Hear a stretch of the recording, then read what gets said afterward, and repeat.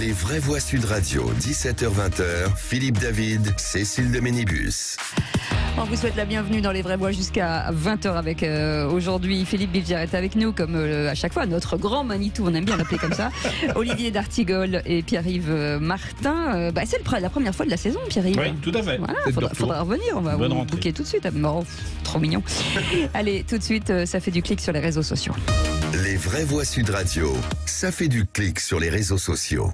Et des femmes, Félix Mathieu, qui se filment en train de se couper les cheveux en solidarité avec les Iraniennes. Oui, Isabelle Adjani, Isabelle Huppert, Angèle, Juliette Binoche, Marion Cotillard, Charlotte Gainsbourg ou encore Yael Naïm, toutes figurent dans des vidéos hommages comme celle-ci.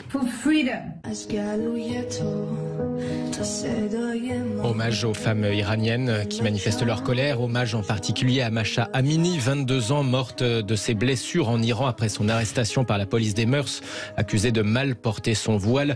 Des femmes qui se filment en train de se couper les cheveux comme les Iraniennes ou au moins de se couper une mèche. Le mouvement a même atteint le Parlement européen où une eurodéputée suédoise s'est coupée elle-même les cheveux à la tribune. Je crois même que Cécile de Ménibus s'est coupé une mèche de cheveux. Absolument, j'ai fait une vidéo. Voilà. Absolument. Oui, Je vous dis bravo. Je vous remercie. À l'Assemblée nationale, un amendement met vent debout les défenseurs des animaux. Un amendement anti-lanceur d'alerte selon ses opposants. Vous savez, quand vous donnez à une association ou à un parti, vous pouvez le déduire en partie de vos impôts. Mais si cet amendement était adopté, eh bien, ça ne serait plus le cas pour ceux qui donnent à L214, cette association végane qui régulièrement poste des vidéos choquantes en s'introduisant dans des abattoirs ou bien des élevages. Des vidéos comme celle-là qui ont régulièrement fait lecture, relancé le débat sur les contrôles de ces lieux. L'amendement en question de 25 députés LR vise donc à ajouter 7 articles au Code des impôts. Je cite : le bénéfice de la réduction d'impôt est exclu pour les dons aux associations dont les adhérents sont reconnus coupables d'actes d'intrusion sur les propriétés privées agricoles et les établissements industriels. Les députés qui portent ce texte estiment ainsi s'attaquer à l'agribashing, les attaques contre les agriculteurs. Nous avons fait un grand progrès pour éviter les intrusions, sécuriser ainsi les élevages, les éleveurs, les animaux. Continuons le combat, se réjouit par exemple le député LR des Côtes-d'Armor, Marc Le Fur.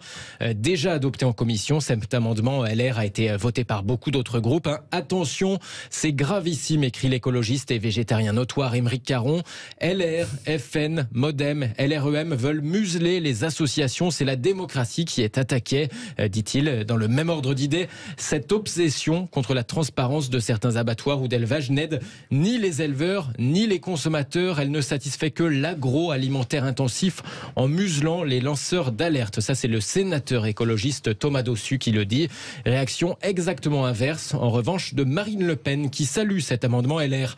Enfin, les contribuables français ne financeront plus les associations terrorisant les agriculteurs et salissant le travail de nos éleveurs, se réjouit donc l'ex-finaliste de la présidentielle. Merci beaucoup Félix Mathieu. Allez, on passe au grand débat du jour.